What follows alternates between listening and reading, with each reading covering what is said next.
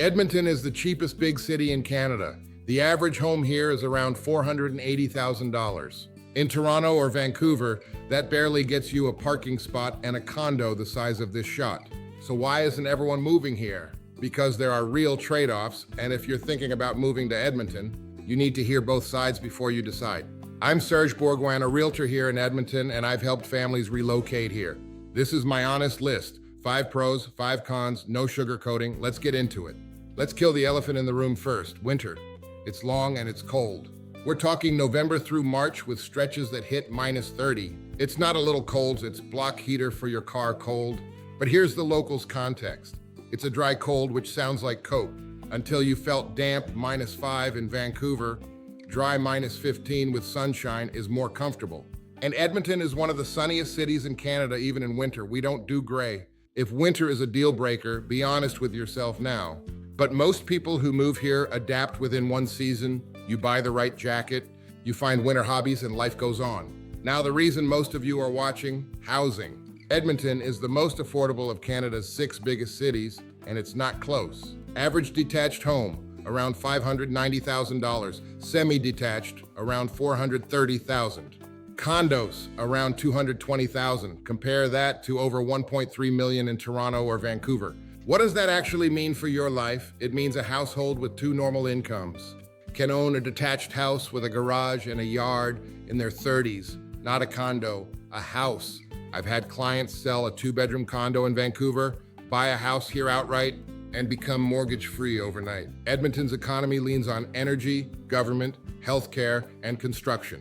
If you're in those fields, fantastic. If you're in tech, finance, or media, the local job market is thinner than Toronto or Vancouver, and you'll want a remote role or an offer in hand before you move. The flip side, remote workers are the biggest winners here. Big city salary, Edmonton cost of living. That math is hard to beat. Alberta has no provincial sales tax. You pay 5% GST, and that's it. In most other provinces, you're paying 12 to 15% on almost everything. No land transfer tax like Ontario or BC either, which saves buyers thousands on closing day. Insurance, utilities, eating out, activities for the kids, almost everything costs less. The money you don't spend on housing actually stays in your pocket instead of getting eaten elsewhere. Edmonton is huge geographically. It's a driving city. The LRT is expanding, but it doesn't cover everything. And if you're coming from a walkable neighborhood in Montreal or downtown Toronto, the suburbs will feel suburban. There are walkable pockets, Oliver, Garneau, Strathcona, and I'll link my neighborhood videos below. But for most of the city, plan on owning a vehicle. Here's what surprises everyone who visits. Edmonton has the largest stretch of connected urban parkland in North America. The river valley runs right through the middle of the city, over 160 kilometers of trails. For biking, running, skiing, and walking the dog, most cities make you drive an hour to get into nature. Here it's at the end of the street. In summer, this city is green, sunny until 10 p.m. and full of festivals, which brings me to Edmonton's nickname is Festival City. Fringe, Folk Fest, Heritage Festival, K-Days, Taste of Edmonton. The food scene punches way above its weight because our chefs actually can afford rent.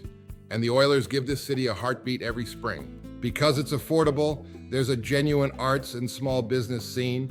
People can take creative risks here that they can't in a city where survival costs $4,000 a month. Real talk. Edmonton doesn't have mountains out the window like Calgary or the ocean like Vancouver. First impressions, especially in March, when the snow is melting and everything's brown, can underwhelm. Edmonton grows on you rather than wowing you. People who move here for lifestyle photo backdrops are disappointed. People who move here for an actual life, house, community, disposable income tend to stay. Edmonton is one of the fastest growing cities in Canada, and it still has room. New communities, new schools, new LRT lines. You're not fighting 40 offers on every house. The market is balanced, which means buyers can actually negotiate, take their time, and get conditions in their offers. Try doing that in Toronto. Last con, Edmonton is far from other major cities. Calgary is 3 hours, Vancouver is a flight, Toronto is 4 hours in the air. If your family is out east or on the coast, visits mean flights. That's a real cost, emotional and financial, and that people underestimate. So, is Edmonton worth it? Here's my honest summary. If you can handle winter and you value owning a home, keeping more of your paycheck, and raising a family without financial stress, Edmonton is one of the best decisions you can make in Canada right now. If you need mild weather and a big city buzz more than you need affordability, it's probably not your city. If you're thinking about making the move, I do free relocation calls, link in the description. Tell me your budget and your timeline, and I'll tell you exactly what your money gets you here. Next, watch this video on the best neighborhoods in Edmonton, and if this was useful, subscribe because I put out Edmonton market updates every month. See you in the next one.